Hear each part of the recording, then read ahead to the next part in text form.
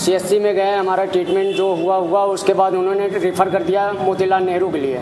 तो ambulance plus police वालों को कागज़ मिलने के बाद उनको मोतीलाल नेहरू बोला गया, वो लाके हमें SRN में छोड़ गए।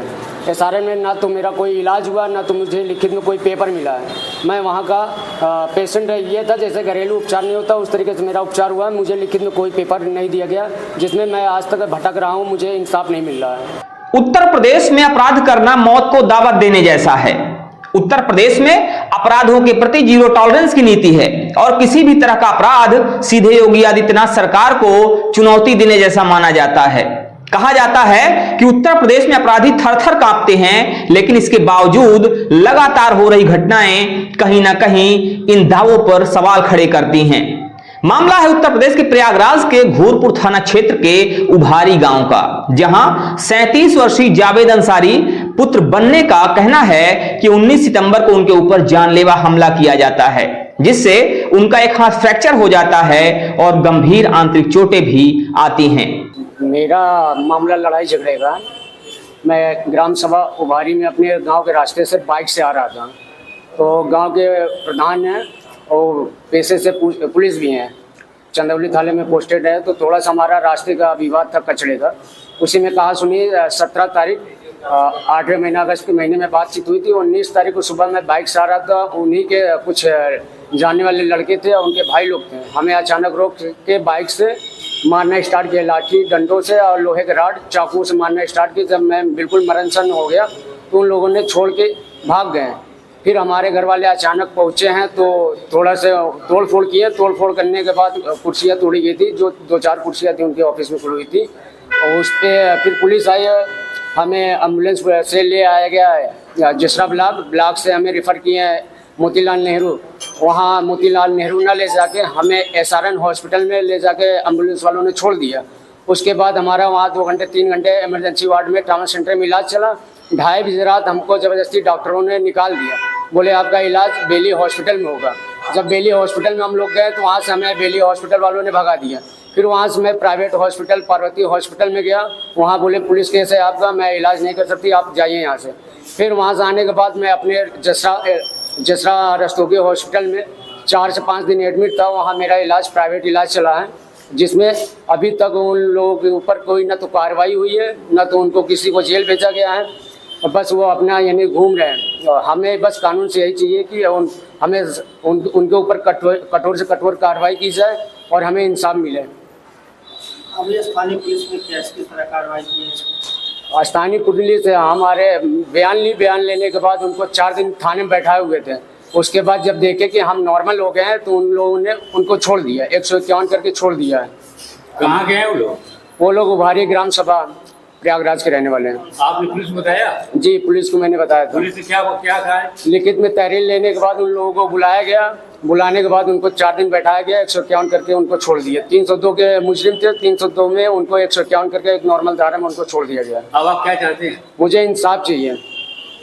तो आपने उत्तर प्रदेश शासन को कुछ लिखा है? जी, मैंने DM साहब को, SSP साहब को, CO साहब को, अपने थाने इंचार्ज साहब को, सभी को लिखित एप्लीकेशन दिया है, पर उस पर कोई भी कार्रवाई नहीं हुई। कोई आश्वासन नहीं मिला? कोई आश्वासन नहीं मिला। बस यही मिला कि आपका मेडिकल आ जाएगा तो आपका यानी देखा जाएगा मेडिकल के हिसाब से, और मेडिकल हमारा बनेगा नहीं क्योंकि नॉट MLC, मेडिकल में नॉट MLC है, क्योंकि वहाँ पे जैसे घरेलू उपचार नहीं होता उस तरीके से मेरा इलाज हुआ है। अपना परिचय? मेरा नाम मोहम्मद जावेद अंसारी, ग्राम सभा उभारी प्रयागराज का रहने वाला हूँ। कौन थाना है आपका ये? घोरपुर। प्राथमिक उपचार के लिए उन्हें CSC चाका ले जाया जाता है, जहां से उन्हें आगे के उपचार के लिए कागज बनाकर काल्विन हॉस्पिटल प्रयागराज के लिए रेफर कर दिया जाता है। वह सरकारी एम्बुलेंस से काल्विन हॉस्पिटल के लिए भेजे जाते हैं, लेकिन इस दौरान उन्हें इस बात की जानकारी नहीं थी कि उन्हें वस्तुतः किस अस्पताल रेफर किया जा रहा है। पीड़ित का कहना है कि इस दौरान उनके साथ पुलिस के जवान भी थे जो उन्हें लेकर अस्पताल पहुंचते हैं, लेकिन उस अस्पताल नहीं पहुंचते जहां के लिए उन्हें रेफर किया गया था, बल्कि उनको लेकर वह उस अस्पताल पहुंचते हैं जिसका कागजों में कोई जिक्र ही नहीं था, अर्थात उन्हें स्वरूप रानी नेहरू अस्पताल में भर्ती किया जाता है। जहां आपको CST ने आदेश दिया था जाने के लिए अस्पताल में? जी। आपके साथ मारपीट की गई, स्थानीय पुलिस ने आपको कहाँ भेजा, वहाँ से आपको कहाँ रेफर किया गया, किस तरीके से आपका इलाज हुआ, विस्तार से बताइए पूरा बने भैया जी आओ। मैं घूरपुर थाने से वहाँ मुझे दरोगा साहब ने भेजा CSC के लिए। CSC में गए, हमारा ट्रीटमेंट जो हुआ उसके बाद उन्होंने रेफ़र कर दिया मोतीलाल नेहरू के लिए। तो एम्बुलेंस प्लस पुलिस वालों को कागज़ मिलने के बाद उनको मोतीलाल नेहरू बोला गया, वो लाके हमें SRN में छोड़ गए। SRN में ना तो मेरा कोई इलाज हुआ, ना तो मुझे लिखित में कोई पेपर मिला है। मैं वहाँ का पेशेंट ये था जैसे घरेलू उपचार नहीं होता उस तरीके से मेरा उपचार हुआ है। मुझे लिखित में कोई पेपर नहीं दिया गया, जिसमें मैं आज तक भटक रहा हूँ, मुझे इंसाफ नहीं मिल रहा है।